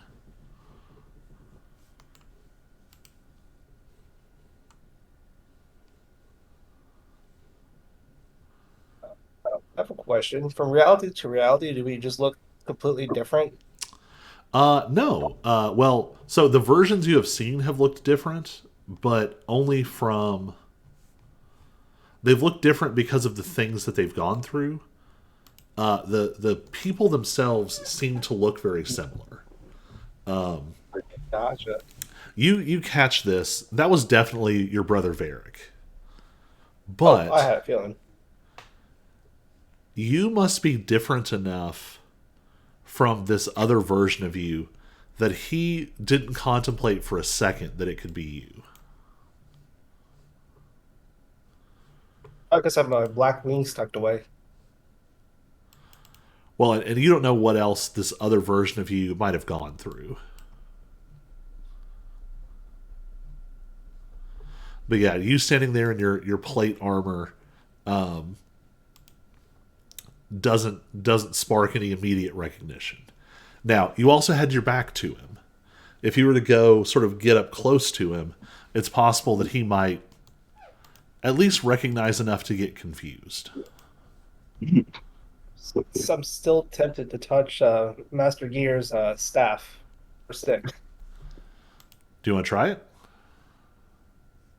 Yeah, I'm touching it. So you can feel it sort of resonate with this ability that he bestowed on you after his death. It it doesn't seem to work correctly, and you don't know if it's because something is damaged, because your power's from another world, or because you don't understand exactly how it's supposed to work. But you do see a hint of the wicked black blade that Gear summoned from this during his last battle. It's possible that if Yeah, you so it's possible that you could figure out how to use it. I so want to.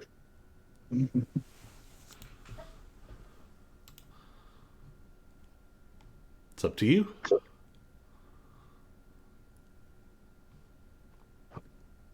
right, I'll leave it alone, and let's go.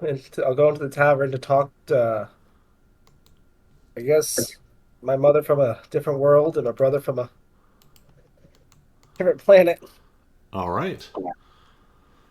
So the Rusted Roost is one of the buildings that has maybe changed the most. It looks a little bit more prosperous, a little bit larger. And you see some people coming through. Give me just a raw intelligence check.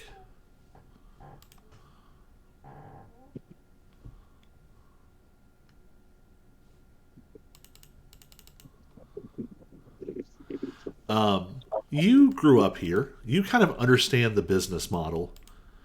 Looking around at the amount of people here, it's a little hard to say how. It's a little hard to say how the Rusted Roost could have made enough money to validate being this much larger.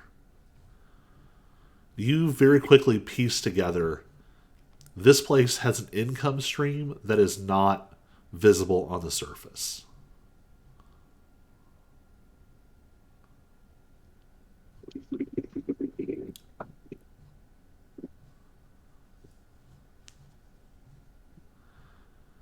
All right, are you going to immediately try and get Vivian's attention? Yeah, I'm gonna order a beer. All right. I'm going to have her roll an insight check. I'm going to have her roll with advantage, but she only has a +3, we'll say. First roll is a 4. So she gets a 19. Are you trying to conceal yourself at all?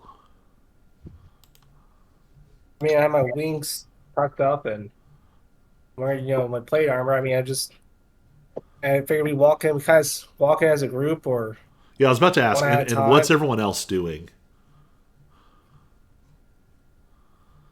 Oh, I'm ordering the what would it be like a psycho beer? I think you sort of describe it for a moment. The closest she can find for you is like the most intense, like rot gut hard liquor they have. It smells like paint thinner. This is the kind of stuff that the psychos would drink instead of water.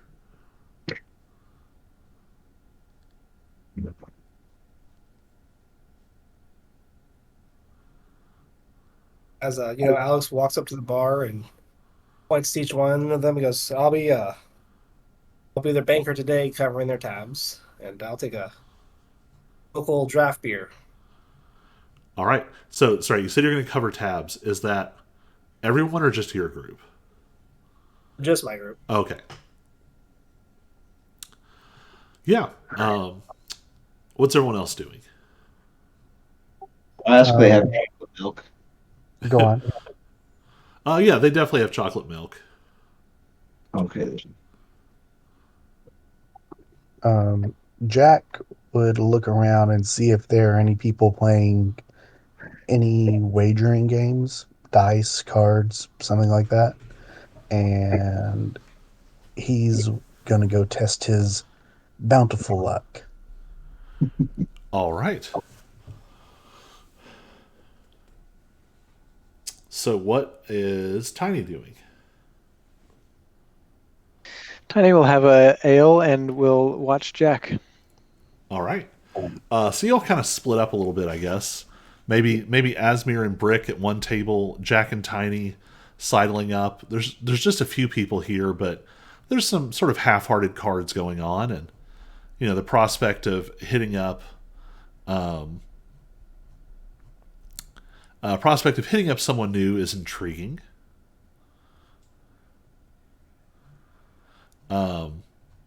So yeah, you all sort of divide up. Vivian definitely gives you a weird look, Alex. Varric didn't recognize you, but she notices something for sure. Something is off.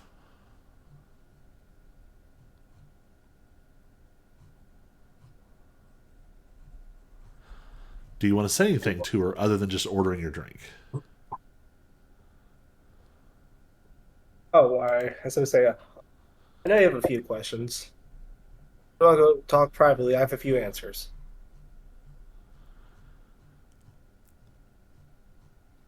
She sort of nods with some confusion. And you see her sort of step to the back and yell, Sarah, come take over the floor for a minute. And she comes out, and if you'd like, you can step away and talk to her. Of course I am. I think I want to save that for next week.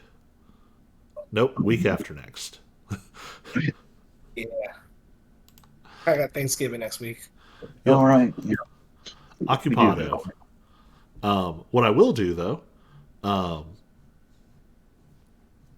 we sort of zoom out and we see Crestwood sort of falling further and further away until it's just a little dot of someone looking down so high that the ground below truly looks like a map.